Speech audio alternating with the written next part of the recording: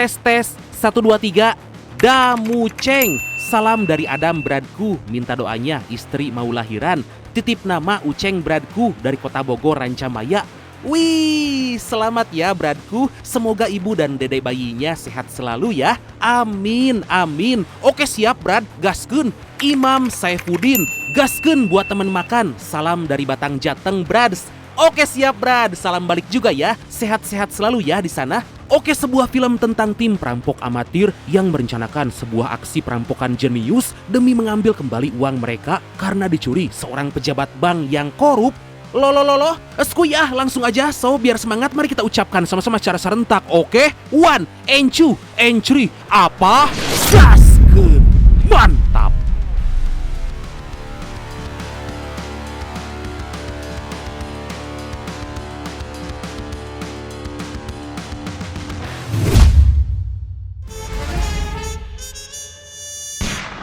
Kisah diawali dengan memperlihatkan seorang aktor terkenal bernama Peter lagi syuting sebuah adegan untuk film perampokan. Terlihat Peter menolak berakting karena film itu meniru cerita dari film lain. Terjadi cekcok di antara Peter dan kru hingga Peter memutuskan berhenti karena syuting kali ini gak sesuai. Diketahui Peter dulunya adalah seorang aktor terkenal, tapi karena banyak nama baru muncul, karir Peter meredup sampai terpaksa mengambil film apa aja asalkan bisa menghasilkan uang. Dan inilah Ford Against the Bank.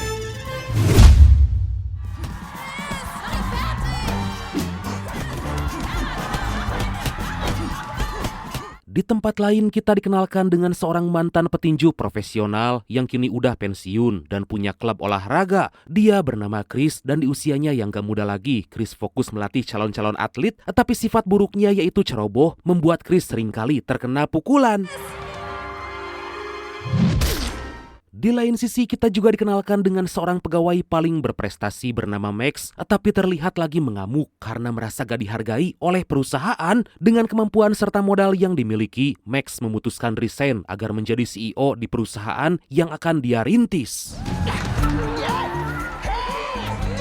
Kemudian scene berpindah pada seorang pegawai bank bernama Tobias yang mendedikasikan semua hidupnya untuk bekerja di bank. Meskipun Tobias udah lama bekerja, tapi Tobias gak kunjung naik jabatan dan sampai sekarang Tobias masih dengan pekerjaannya menawari calon nasabah agar membuat rekening. Tobias pun merasa bahwa dia gak ada kemajuan, bahkan sering diremehkan. Perverses Arschloch. Pada suatu hari, Tobias sangat gelisah karena manajernya menawarkan produk investasi bank yang sangat beresiko dan cenderung akan merugikan nasabah. Sebagai bawahan, Tobias gak punya pilihan lain untuk menawarkan investasi itu. Padahal Tobias sendiri gak setuju dengan manajernya. Selain itu, manajer Tobias juga punya kebiasaan buruk, selalu menerima pegawai perempuan dengan klasifikasi khusus, yaitu harus berwajah cantik, seksi, dan harus, ya gitu deh. Aduh. Wie wär's mal mit einem Kaffee? Beberapa saat kemudian Tobias dihampiri si manajer yang kita panggil aja dia Uceng lah ya, requestan dari embrad kita yang ini, dan memarahi Tobias karena gak kunjung mendapat nasabah. Uceng gak mau tahu dalam waktu cepat Tobias harus segera mendapatkan nasabah karena investasi itu gak akan datang 2 kali. Uceng meyakinkan jika investasi tersebut memang punya resiko besar, tapi tentu dengan untung yang besar juga. Fusion oder irgendwie sowas, dann muss ich das wissen für meine Kunden. Singkat cerita, Tobias berhasil mendapatkan nasabah yang diantaranya yaitu Max, Chris, dan Peter. Mereka menginvestasikan hampir sebagian besar tabungan mereka karena Tobias meyakinkan bahwa investasi itu aman, tapi secara mengejutkan uang mereka mendadak hilang padahal akan digunakan untuk modal usaha.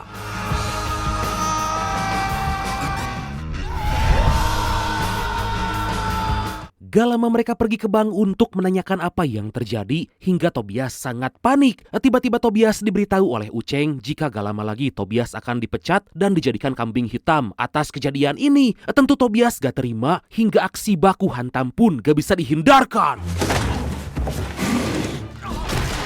Tobias mencoba melawan Uceng, tapi Tobias dibuat gak berkutik. Uceng udah tahu rahasia yang selama ini Tobias sembunyikan, yaitu Tobias suka menggambar sensor para pegawai wanita di bank. Lah, Tobias bingung harus berbuat apa lagi dan terpaksa menerima dipecat dengan tidak hormat dari bank.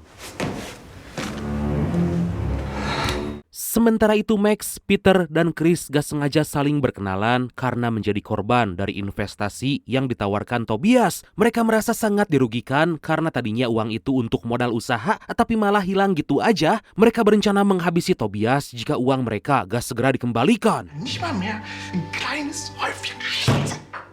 Di tengah itu secara gak diduga mereka melihat Tobias lagi berada di tempat yang sama dan akan segera pergi. Dengan cepat mereka mengikuti agar tahu di mana tempat tinggal Tobias karena ada urusan yang harus segera dibereskan. Mereka mendatangi apartemen Tobias, lalu Tobias berusaha kabur, tapi dengan cepat Chris menangkapnya dan membawanya masuk. Tanpa berlama-lama, Tobias langsung diikat dan mulutnya ditutup. Gut, dann können wir hier anfangen. Ternyata Tobias sangat mengenal Peter karena punya koleksi CD film yang Peter bintangi. Tentu Max dan Chris sangat kaget karena baru tahu jika Peter adalah seorang aktor meskipun sekarang karirnya udah meredup. Seketika Max marah karena Peter malah fokus membahas film padahal tujuan mereka untuk menghajar Tobias agar mengembalikan uang. Tobias, ich will, dass du weißt. Kemudian Chris mengambil pisau untuk menakuti Tobias sampai Max dan Peter panik karena Chris terlihat seperti ingin membunuh Tobias. Chris terus mendesak Tobias tapi secara mengejutkan Tobias lari ke arah jendela dan akhirnya...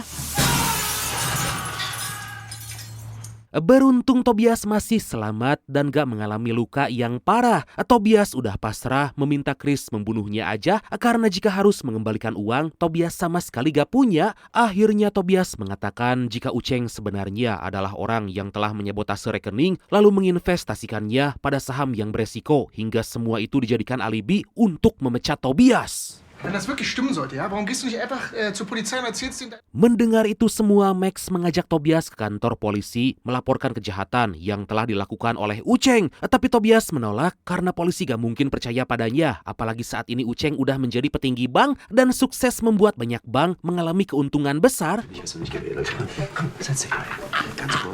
Tapi Peter dan yang lain merasa masih punya kesempatan mendapatkan kembali uang mereka, yaitu dengan cara merampok. Peter diberitahu Tobias jika bank selalu ada jadwal khusus di mana mereka memindahkan semua uang ke bank lain dan jika uang tersebut hilang, pihak bank gak akan khawatir karena telah diasuransikan. Atas hal itu, Peter dan Chris sangat yakin dengan cara merampok uang mereka bisa kembali. Di tengah itu Max memanggil Peter dan Chris karena merampok sangat beresiko. Tapi Peter meyakinkan jika perampokan akan berhasil dilakukan. Apalagi mereka punya Tobias, orang yang sangat paham dengan sistem bank. Peter dan Chris terus meyakinkan Max hingga akhirnya Max setuju dengan rencana perampokan itu. Das macht extremst. Ja. Ist notiert, Goldlocker. Mereka pun mengajak Tobias bekerja sama karena selama ini Tobias udah diperlakukan dengan gak adil. Tentu Tobias dengan senang hati menerima ajakan itu, bahkan udah gak sabar ingin segera merampok bank. Pada malam hari, Peter mengajak semua berkumpul di rumahnya menyusun rencana perampokan. Sambil menunjukkan denah bank, Chris berkata jika mereka harus langsung menyerbu bank dan menghajar semua orang yang menghalangi lalu mengambil uang. Tapi Max gak habis pikir karena ide Chris sangat bodoh dan malah akan membuat mereka bisa dengan mudah ditangkap polisi. Wir bräuchten den Code für den Safe-Raum. Der wechselt täglich.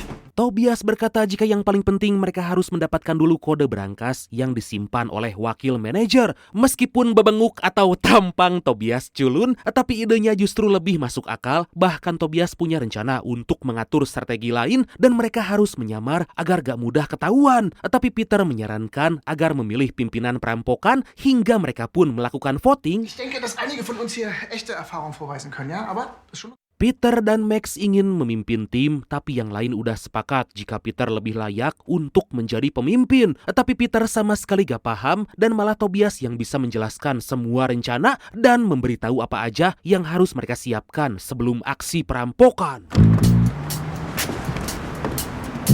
Pada keesokan hari, mereka pergi ke bank untuk mengawasi setiap detail apa aja yang dilakukan para pegawai. Gak cuma itu, mereka juga mengamati jumlah kamera pengawas, percis seperti yang dilakukan para perampok yang handal. Sementara itu Tobias mengambil cetakan kunci menuju brankas agar memudahkan mereka saat beraksi nanti.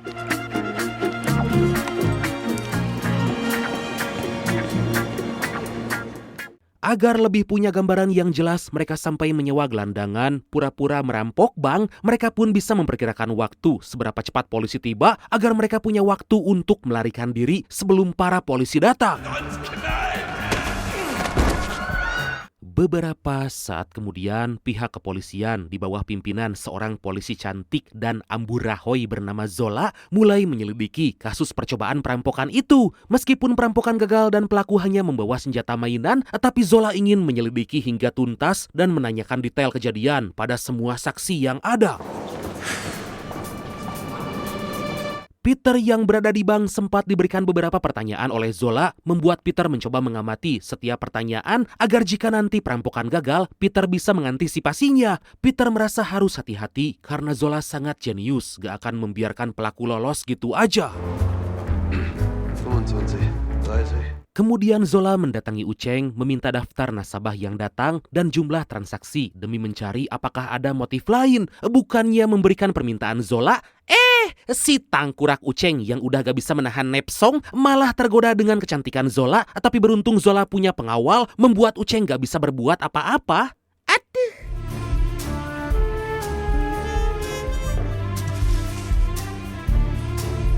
Pada malam hari, Peter dan para konco pergi ke tempat parkiran massal untuk mencuri mobil. Mereka ingin menguji dulu kemampuan mereka sebelum beraksi di bank dan mobil curian itu akan digunakan untuk keperluan operasional. Tobias pun mencoba menyalakan mobil dengan menyambungkan setiap kabel, tapi ternyata Tobias hanya mempelajarinya dari film. Seketika Peter dan yang lain gak habis pikir lalu mulai merasa ragu untuk melakukan perampokan hingga secara mengejutkan Tobias berhasil menyalakan mobil. Tentu mereka belum sepenuhnya berhasil karena harus melewati penjaga. Merasa kagok belang borontok eker alias kepalang tanggung, Tobias diminta Peter agar merayu si penjaga wanita itu dan mengajak untuk tidur agar dia merasa risih dan kesal. Dengan cepat Tobias melakukan seperti yang Peter perintahkan dan secara gak diduga mereka bisa keluar dan berhasil mencuri mobil. Dari sana mereka kumpul di rumah Peter membahas kembali rencana perampokan. Mereka diberikan tugas masing-masing mulai dari tim pengalihan, penyerangan, dan yang bertugas mengambil kode berangkas dari wakil manajer. Demi membuat alibi, Peter gak akan melibatkan Tobias ikut dalam perampokan, melainkan memintanya pergi mengikuti acara lain karena bagaimanapun Tobias adalah orang dalam yang bisa dengan mudah ketahuan.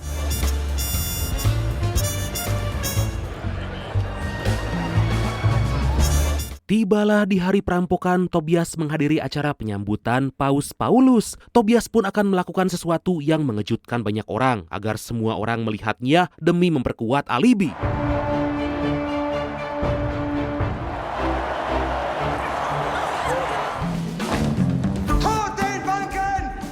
Di waktu yang sama, Chris mengalihkan perhatian para penjaga dengan menyamar seperti gelandangan dan berteriak agar para nasabah segera berhenti dari sistem yang jelas riba dan sangat kapitalis. Aksi tersebut berjalan sesuai rencana karena para penjaga berhasil teralihkan. Sementara itu Peter mencari wakil manajer yang lagi asik baca koran sambil boker. Peter meminta orang itu keluar karena telah terjadi perampokan. Dikarenakan gak kunjung keluar, Peter mendobrak pintu toilet dan kemudian...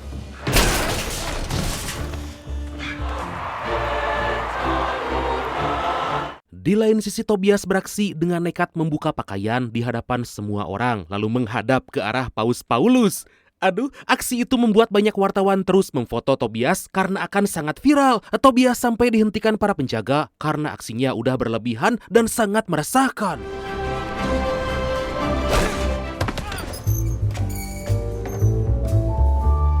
Kembali ke bank, Peter berhasil mendapatkan kode berangkas lalu memberikan aba-aba pada Max untuk segera beraksi. Dengan cepat Max meminta Chris kembali berbuat onar agar para penjaga teralihkan hingga tanpa berlama-lama aksi perampokan itu pun dimulai.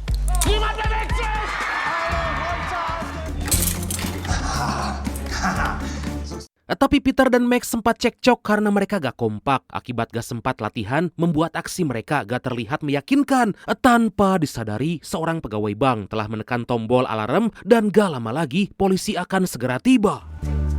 Dann kann es sein, dass ich wirklich Schnauze habe, ich gesagt.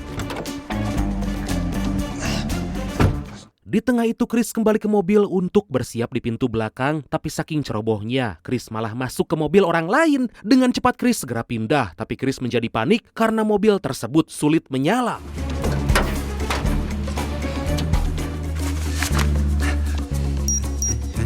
Sementara Peter bersiap segera masuk ke dalam brankas, sedangkan Max terus mengawasi para sandera. Dikarenakan ini merupakan aksi pertama, mereka banyak melakukan kesalahan, apalagi Peter yang kebingungan memasukkan kode brankas karena kode terakhir ditulis dengan gak jelas. Atas hal itu, Peter kembali menemui si wakil manajer untuk memastikan kembali kode brankas. Gak lama Peter kembali ke depan pintu brankas dan pada akhirnya brankas tersebut bisa dibuka. Peter dibuat melongo karena tumpukan uang seakan udah menunggu untuk mereka rampok. Saat Peter akan memasukkan semua uang itu ke tas, tiba-tiba Max mengancam para sandera, tapi Max gak tahu karena senjata yang dia gunakan asli dan diisi dengan peluru. Max segera menemui Peter karena dari awal rencana mereka gak seperti itu. Max terlihat sangat ketakutan karena jika tertangkap mereka akan dihukum berat dan dianggap sebagai perampok profesional karena membawa senjata asli. Max sempat cekcok dengan Peter, tapi Peter meminta Max agar tenang. Yang terpenting aksi perampokan ini bisa berhasil dilakukan. Kemudian Max kembali ke hadapan para sandera, tapi karena gak hati-hati, Max malah terjatuh dan pistolnya terlempar. Terlihat seorang nasabah mencoba nekat mengambil pistol itu, tapi beruntung Peter datang tepat waktu dan tanpa berlama-lama mereka segera melarikan diri.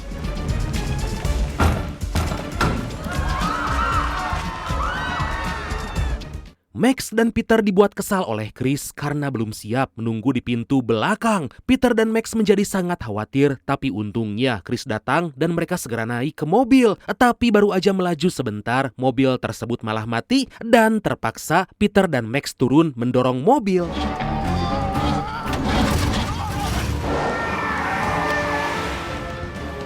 Akhirnya mobil kembali menyala dan dengan cepat mereka kabur karena polisi udah tiba di depan bank. Sepanjang perjalanan mereka sangat senang sampai gak fokus dan hampir menabrak orang. Mereka seakan gak percaya karena telah berhasil merampok, membuat uang mereka yang hilang telah kembali, bahkan kini menjadi bertambah banyak.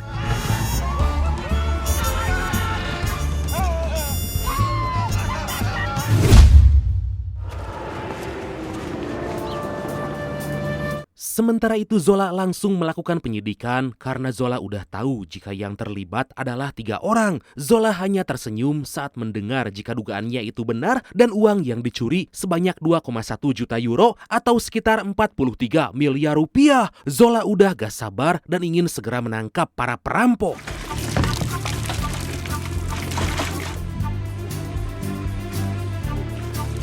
Di lain sisi Peter dan yang lain membakar mobil curian untuk menghilangkan jejak. Meskipun itu merupakan aksi pertama, tapi mereka melakukannya percis seperti perampok yang udah handal. Tapi saking ceroboh dan amatir, saat api mulai membakar mobil, seketika mereka baru sadar jika tas berisi uang hasil perampokan masih ada dalam mobil. Gimana? Dengan cepat mereka mengambil tas tersebut dan beruntung uang hasil perampokan itu masih aman.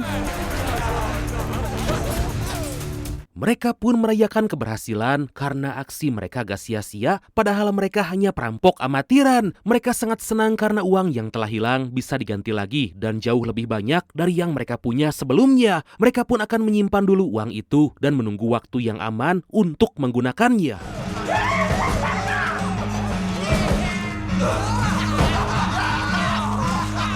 Pada keesokan hari, Zola mengumpulkan tim untuk mulai mencari para perampok. Zola berharap para perampok berbuat bodoh dengan membelanjakan uang karena sebelumnya Zola telah memberi tanda. Zola meminta timnya bekerja semaksimal mungkin dan jangan memberi ampun kepada para perampok itu. Und Sie werden einen Fehler machen.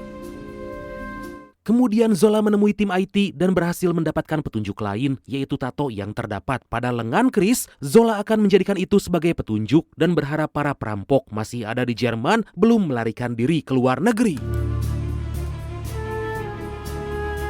Beberapa saat kemudian, secara mengejutkan, Tobias dihubungi Zola untuk diinterogasi mengenai aksi perampokan di bank. Tentu Tobias sangat khawatir dan takut salah ngomong meskipun Tobias punya bukti bahwa dia gak berada di bank saat terjadi perampokan. Der Zöllner will, dass ich reinkomme. Di tengah itu mereka menjadi panik karena Peter juga dihubungi oleh Zola untuk diinterogasi. Karena sebelumnya Peter pernah jadi saksi. Peter berusaha tetap tenang sambil memikirkan cara apa yang harus dia jelaskan jika Zola terus mencecarnya. Das kann nicht sein. Gak lama panggilan dari Zola kembali masuk, tapi kali ini Chris yang dihubungi. Chris ditanya mengenai aksi perampokan yang terjadi di bank dan saking gugupnya, Chris berkata jika dia tahu aksi itu karena menonton di radio. Mendengar. Nah itu, Chris langsung mematikan telepon karena panik, takut aksi perampokan mereka sampai ketahuan. Di antara mereka ternyata hanya Max yang gak dihubungi oleh Zola, membuat mereka yakin gak akan terjadi apa-apa. Mereka harus menyusun rencana lagi, membuat alibi lain agar aksi mereka gak ketahuan dan Zola gak lagi curiga.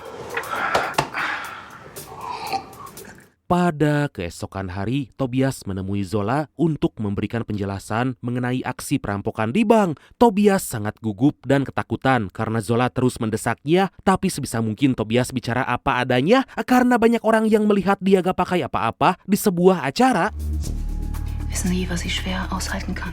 Setelah Tobias, giliran Chris yang diinterogasi oleh Zola karena punya tato yang sama percis dengan si perampok. Chris berusaha tetap tenang karena Zola gak mengenali wajahnya. Lagi pula orang yang punya tato seperti itu sangat banyak. Und kommt Ihnen das nicht merkwürdig vor? Kemudian Peter diinterogasi oleh Zola, tapi Peter tampak kebingungan karena tepat saat terjadi perampokan, Peter mengaku lagi mendepositkan uang. Peter harus lebih berhati-hati karena Zola sangat cerdas. Kesalahan sedikit aja bisa sangat fatal dan tentu membuat mereka bisa dijebloskan ke dalam penjara. Aber auch an diesem Punkt haben Sie mich angelogen. Pada malam hari, Peter dan yang lain pergi ke bioskop untuk menenangkan diri sambil memikirkan rencana agar lolos dari tuduhan perampokan. Peter berpesan jangan nekat menggunakan uang karena jika ketahuan, mereka bisa dipastikan dihukum dengan sangat berat. Sie hören dann auf zu suchen, wenn Sie die Bankräuber haben. Di tengah itu Tobias terpikir sebuah ide agar sebisa mungkin Zola berpikir jika pelakunya bukan mereka melainkan orang lain. Seketika Chris memberitahu jika Zola masih single dan Chris terpikir untuk mengirimkan seseorang agar menjadi pacar Zola. Kemudian Peter terpikir jika Max bisa dijadikan umpan untuk menjadi pacar Zola. Nein, wir sind ein Team. Nicht mehr. Ich werde nicht ins Gefängnis. Ide tersebut membuat Max tampak gak senang karena gak ingin mengambil resiko. Terjadi ketegangan di antara mereka karena Max hanya ingin menyelamatkan diri sendiri. Itu sempat membuat Chris sangat kesal hingga mereka pun baku hantam. Pada keesokan hari, Peter dimarahi istri karena uang hasil perampokan yang disembunyikan ketahuan. Peter minta maaf karena semua itu terpaksa akibat tabungannya hilang, diambil oleh manajer bank. Akhirnya istri Peter mengerti dengan apa yang dilakukan Peter, apalagi uang yang dirampok sangat banyak. Bahkan istri Peter akan membantu agar aksi perampokan Peter dan temannya gak ketahuan. Beberapa saat kemudian istri Peter menyarankan Max untuk membuat akun dating online untuk memikat Zola. Sebisa mungkin Max harus tampil meyakinkan agar Zola tertarik dan swipe kanan saat melihat foto Max.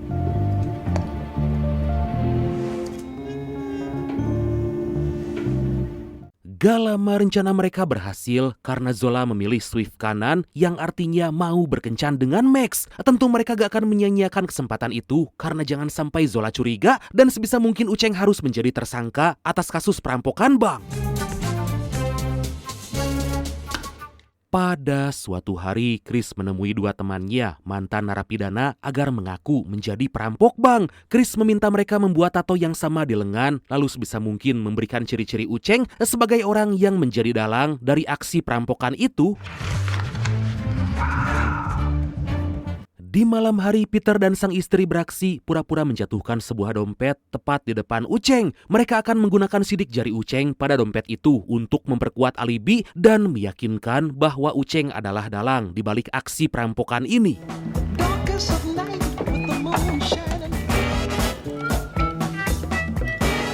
Di tempat lain, Max untuk pertama kalinya bertemu dengan Zola. Saking cantik dan amburahoi, Max sempat bengong, gak bisa berkata apa-apa karena neneng Zola ternyata gas menyeramkan yang dibilang teman-temannya. Max sebisa mungkin akan membuat Zola jatuh cinta padanya agar percaya bahwa Uceng adalah dalang di balik aksi perampokan bank.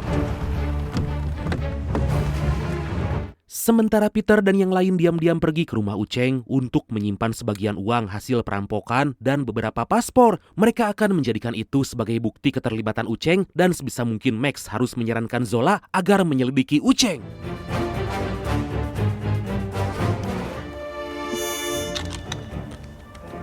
Ternyata Max gak bisa membohongi perasaan karena Zola sangat cantik dan menarik. Aduh, Max yang juga sama-sama single berharap jika kedekatannya terus berlanjut dan gak berhenti meskipun tujuannya udah tercapai.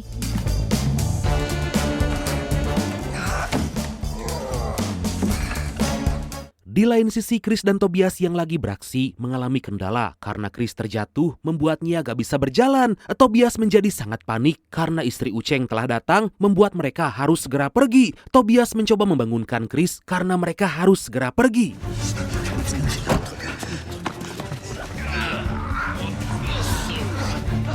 Ternyata mereka malah ketahuan, tapi secara mengejutkan ternyata Chris kenal dengan istri Uceng. Ternyata mereka pernah punya hubungan, bahkan istri Uceng sering mengeluh karena ingin pisah dengan Uceng. Meskipun sedikit kocak dan gublah-gebloh, tapi Chris paling bisa dalam menaklukkan wanita. Dengan cepat Chris pun segera menuruni tangga, tapi tiba-tiba...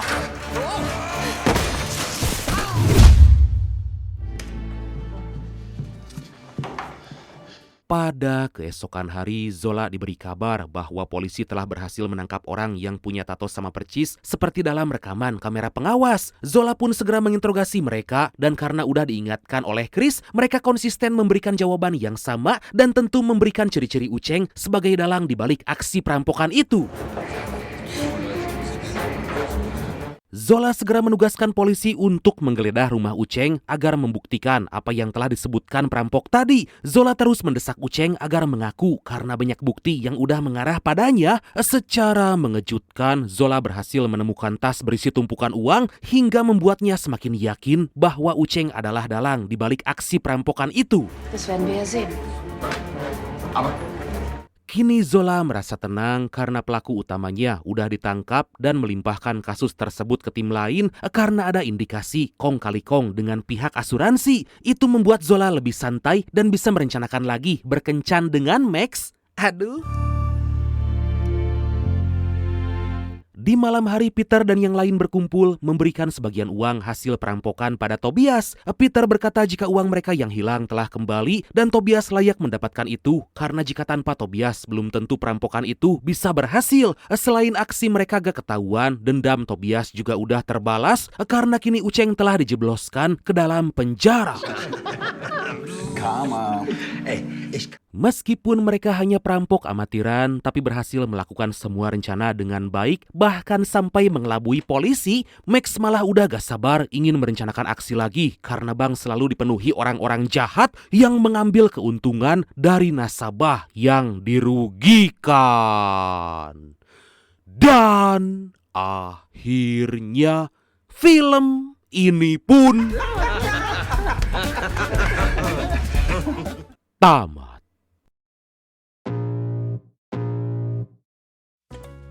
Nah, itulah dia Brad. Oke lah, karena saya belum ngopi, maka langsung aja ya. Oke lah Bradku. Makasih banyak ya udah nonton sampai akhir. Seperti biasa, mohon maaf karena masih banyak kekurangan. Semoga terhibur, semoga kalian dan keluarga sehat selalu. Salam sukses, salam santuy dan see you next time. Bye-bye.